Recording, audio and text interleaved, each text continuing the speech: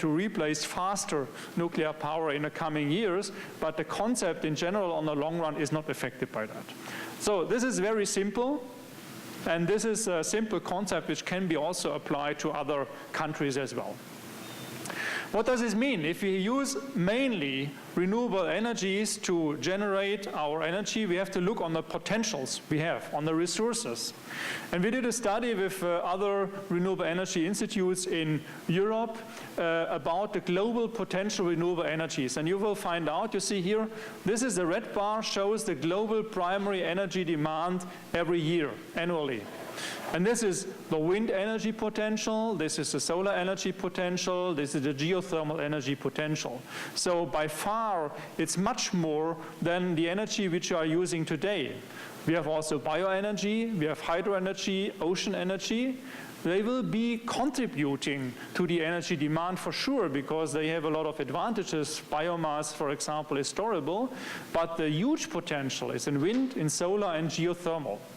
What does this mean? This means that we mainly will use the main pillars of the future energy system will be solar and wind, and if available, geothermal as well. I know that Taiwan has a lot of geothermal potential, and therefore this will be also a good potential for you, an opportunity for you to use natural and sustainable energy. The benefits are very obvious. We altogether know that renewables reduce import dependency, they stabilize energy prices, they increase local added value, they create jobs, and they mitigate climate change. But there are challenges for sure, especially since we will use mainly wind and solar. Today often or still, the renewables are usually more expensive. Not in any case, but usually more expensive. But on the other hand, we have, in addition, to integrate renewables, because if we use wind and solar, which are fluctuating energy resources, we have to integrate it with an intelligent energy system with storage capacities to compensate these fluctuations. So these are our main challenges we are facing if you agree on this analysis. What does this mean? Especially in the electricity sector, we have the challenge that we have to produce the electricity which is needed every minute because the storage of electricity is very expensive, so we have to try to follow the demand with production. What does this mean? If we have solar and wind mainly in the grid, in the generation capacities, how can we provide a secure electricity supply? This was a strong discussion in Germany as well over the last years, and so we worked a lot on that issue, and we developed concepts how this can be applied and how can this problem be solved.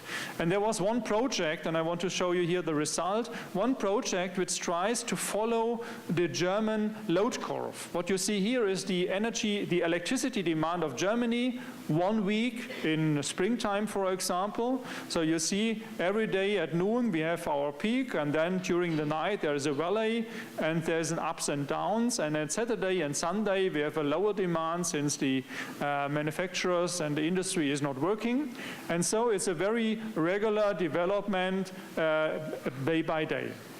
And in this project, wind, solar, biogas systems, also real systems which are working, where by a computer combined also with a pumped storage plant, with the goal to follow the load curve, the profile of the load curve of Germany. And what you see here is very typical. You see here, this is the generation and the contribution of the different sources. So from photovoltaics, the yellow part here is the photovoltaics generation for sure only during day, not during the night, obviously. So, but you see here, solar energy is provided really every day. In addition, we have wind energy. This is this bright blue part. Wind energy, and the wind blows not such regularly than solar energy, so we have in Monday and Tuesday more or less no wind, but we have strong wind phase here on Thursday and Friday and here on Saturday. So what happened is that now here solar and wind is very good here Thursday, Friday, but on Wednesday and Thursday there was a lack of electricity. And so at that time biogas came into the play, and with biogas and combined heat and power you can generate electricity. So the right combination of these technologies gives you the possibility to follow the load curve. In addition, on Friday here we have more solar energy and wind energy than the demand. This gives us a chance here to use this excess electricity to charge the pumped storage plant, and this electricity can then be used here at that time. And if it is like here on Sunday, demand is low, solar and wind is high, then we have excess electricity which can be perhaps also exported and imported to the region. So this is the general concept. It is simple. It's really simple. It's not so difficult to do it, but for sure also there were some doubts in Germany if this would work, and due to that project we could show that this is working all over the year, that we can provide, with the right mix of renewables, we can provide secure electricity supply only by renewable energy. What is necessary to do that? For sure, it's not as simple as it looks like at the moment. You have to do something because you have to adapt and further develop your electricity system. First of all, you have to find the right mix of renewables. It would be not a good choice only to invest in solar, only to invest in wind. You have to find the right mix. Secondly, you need an expansion of the distribution grid because you have to connect all the systems to the grid. We also have to, at least in Germany, to expand the high voltage grid because due to the dimension of the country and due to the fact that we want to use offshore wind in the northern part of Germany, we have to transport this electricity to the southern part of Germany, so we have to expand our high voltage grid in addition. We have to install also smart grids in order to allow the demand side management. So this was only a project showing that it is possible, but this is not really intelligent. It is more intelligent to be able to do that, but in addition try to also to adapt the demand to the supply. This is the right way to do it, and we have to find and balance out this challenge. Then we have to build up short-time storage capacities for peak shaving. And on the long run, if the electricity share from renewables will be very high, we have also to build up seasonal storage capacity. But this is a task which is not necessary at the beginning; it's necessary at the end of the process. So this is the concept of transforming the electricity system, and we are working on that concept, and step by step it's improving. Where we are today. So this is the electricity generation from renewable energy sources between 1990 and 2012 or 13. What you see here is the different, this is, you don't see that, I will explain that. This is hydropower. Hydropower is more or less stable. The fluctuation here, year by year, is only coming by the availability of water of the rain season. Then we have the increase of wind power. Then this is electricity from bioenergy, and this is electricity from photovoltaics. So what we experience is now, after 20 years of development, today, or in the year 2013, totally 25% of electricity, of our electricity demand was provided by renewable energies.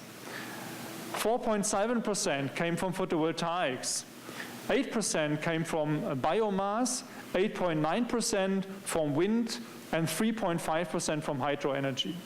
And so you see 8.9 plus 4.7, this is close to 14% of the electricity in Germany is coming from fluctuating electricity sources. And today we don't have storage capacities installed. This is a task for the future. So what you see is the system is working. The system, for sure, there is a higher need today for the electricity companies to deal with their challenges, to follow lead fluctuations, but they are able to provide a stable and secure electricity supply already for 14% of fluctuating electricity. So it's working. So, and how it is working, you see it here. So this is the electricity production by wind and photovoltaics in 2013 on monthly basis. And what you see here is very good, that the green part is from wind, and you see in wintertime, in Germany at least, in Central Europe, we have more wind. In summertime, we have more solar. If you combine both sources, it's much more stable than if you only have one source. And what you see here is now over 1 month, this was June 2014, over 1 month, the gray part is fossil and nuclear energy, yellow part is solar, and green is wind again. And you see it fits very well today with 5% electricity for photovoltaics. We are covering every day the peak demand day by day. So the electricity generation from photovoltaic fits very well today to the electricity demand of Germany. And this would be the same in Taiwan for sure. For sure, if we are today at 5% electricity from solar, if it will be 10%, it will be in this shape. If it will be 20%, it will be in this shape.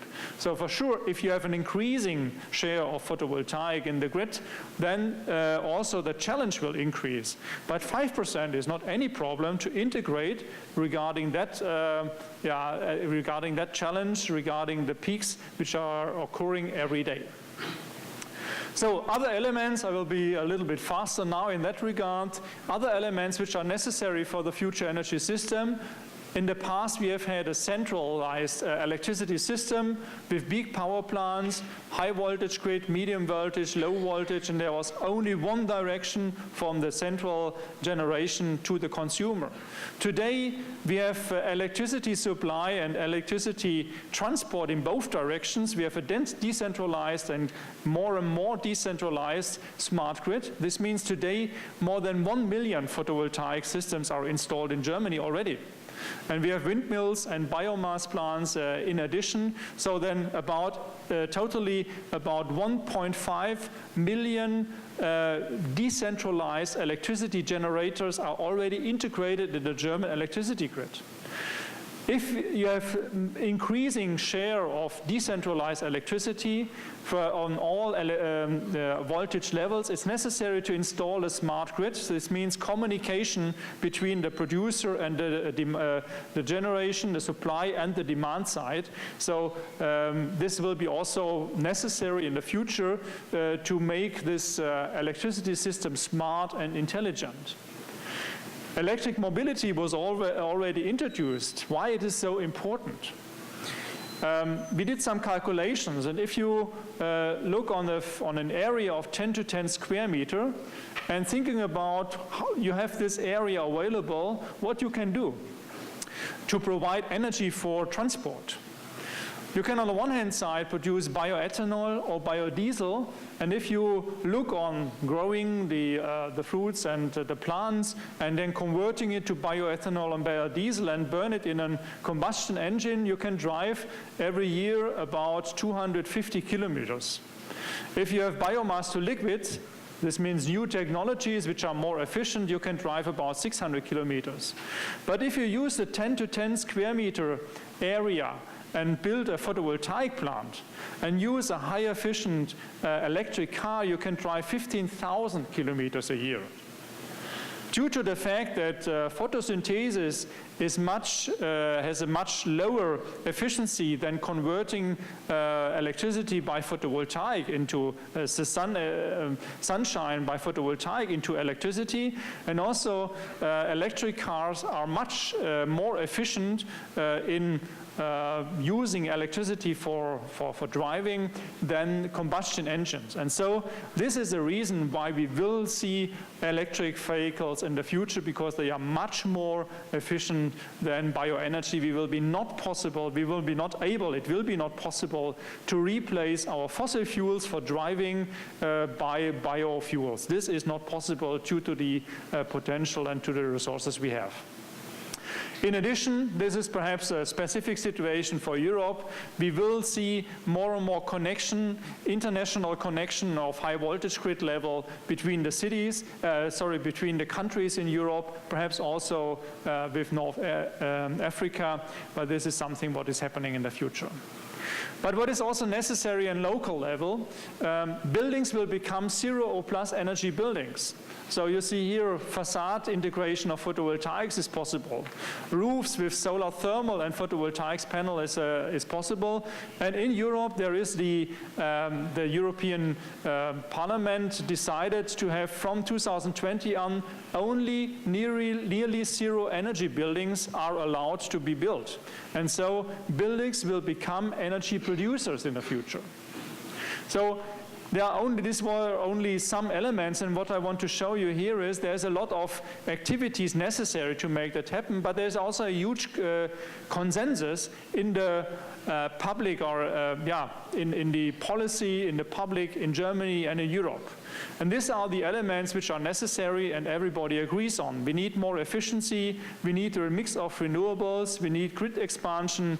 Wind will be the most important electricity provider in the future, but also photovoltaic will play an important role. We did some calculation and said we identified 20 to 30% of electricity generation will come from photovoltaic in Central Europe in the future. In other areas of the world which are more south-oriented, it can be a higher share. Electric vehicles will be important, smart grids will be important, and storage capacity has to be increased. So it's very clear the components are already there. We don't talk about fuel